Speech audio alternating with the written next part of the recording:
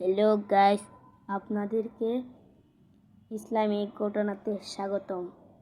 আজকে আমরা জানব হযরত আদম আলাইহিসসালাম এর জীবন কাহিনী। চলো শুরু করা যাক। আল্লাহ তাআলা মাটি দিয়ে মানব দেহ তৈরি করলেন, তাতে আত্মা দিলেন। এরপর এই দেহ প্রাণবন্ত হয়ে উঠল। ইনি হলেন পৃথিবীর আদি মানব হযরত আদম আলাইহিসসালাম।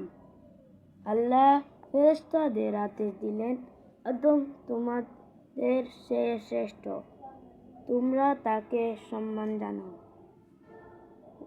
তার সম্মানে তাকে সিজদা করো। সবাই তাকে সম্মান দেখালো, তাকে সিজদা করল। তবে এই ফেরেশতাদের সাথে ছিল এক জিন, নাম তার আজাজিল। সে আদমকে সিজদা করল না। সে বলল, আমি আগুনের তৈরি, আদম মাটির তৈরি। আমি আদম অপেক্ষা শ্রেষ্ঠ। আমি তাকে সম্মান করব না, সিজদা করব না। সে আদমকে সিজদা করল না। আজাজিল ছিল অহংকারী। আল্লাহ অহংকারীকে ভালোবাসেন না। আল্লাহ আজাজিলের উপর অসন্তুষ্ট হলেন। আজাজিল হয়ে গেল শয়তান। নাম হলো তার ইবলিস। ইবলিস আল্লাহর আদেশ অমান্য করার দরুন অভিশপ্ত শয়তান হয়ে গেল। আল্লাহ তাআলা হযরত আদম আলাইহিসসালামকে জান্নাতের মধ্যে থাকতে দিলেন। আদম জান্নাতে আরাম আয়েশ ও সুখ শান্তিতে থাকতে লাগলেন। কিন্তু এই অফুরন্ত আরাম আয়েশের মধ্যেও তিনি নিঃসঙ্গ অনুভব করছিলেন। তাই দয়াময় আল্লাহ হযরত আদম আলাইহিসসালাম এর এক সঙ্গিনী বানালেন, নাম তার হাওয়া আলাইহিসসালাম। আল্লাহ তাদের বললেন, তোমরা উভয়ে জান্নাতে থাকো, খুশিমতো পানাহার করো, আরাম আয়েশ ও আনন্দ উপভোগ করো। কিন্তু সাবধান, কখনো এই গাছটির কাছে যেও না।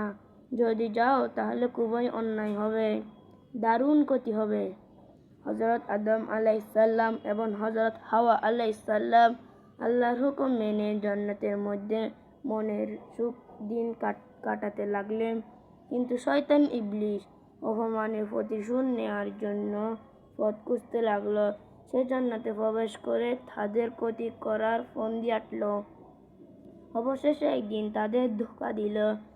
ওই নিষিদ্ধ গাছের ফল খাওয়াতে সক্ষম হলো। তারা ইবলিসের প্ররোচনায় ওই ফল খেয়ে আল্লাহর আদেশ অমান্য করলেন। আল্লাহর আদেশ অমান্য করায় আল্লাহ তাদের উপর ভীষণ অসন্তুষ্ট হলেন। তিনি তাদের জান্নাত থেকে বের করে দিলেন। তাদের দুজনকে পৃথিবীতে নামিয়ে দিলেন। তারা পৃথিবীতে এসে নিজেদের ভুল বুঝতে পারলেন। অনেকদিন যাবৎ সময় মতো কাঁদতে থাকলেন। আল্লাহর কাছে ক্ষমা চাইতে লাগলেন, তওবা করতে থাকলেন। অবশেষে আল্লাহ তাআলা তাদের দোয়া কবুল করলেন, তাদেরকে ক্ষমা করে দিলেন, তাদের তওবা কবুল করলেন। তারা পৃথিবীতে নতুন জীবন শুরু করলেন, সুখে শান্তিতে বসবাস করতে থাকলেন। তাদের সন্তান হলো, পৃথিবী মানুষে ভরে উঠল। শুরু হলো মানব জাতির পথযাত্রা। হযরত আদম আলাইহিসসালাম আল্লাহর তাওহীদে বিশ্বাস করতেন। তিনি তার সন্তানদের বললেন, তোমাদের ওই সারা বিশ্বের স্রষ্টা আল্লাহ, তিনি এক, তার কোনো শরীক নেই। তোমরা শুধু তারই ইবাদত করবে, তারই কাছে মাথা নত করবে, তারই কাছে সাহায্য চাইবে।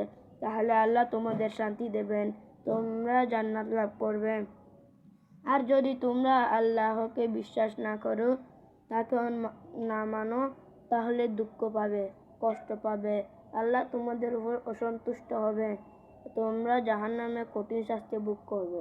হযরত আদম আলাইহিসসালাম ছিলেন প্রথম মানুষ এবং প্রথম নবী।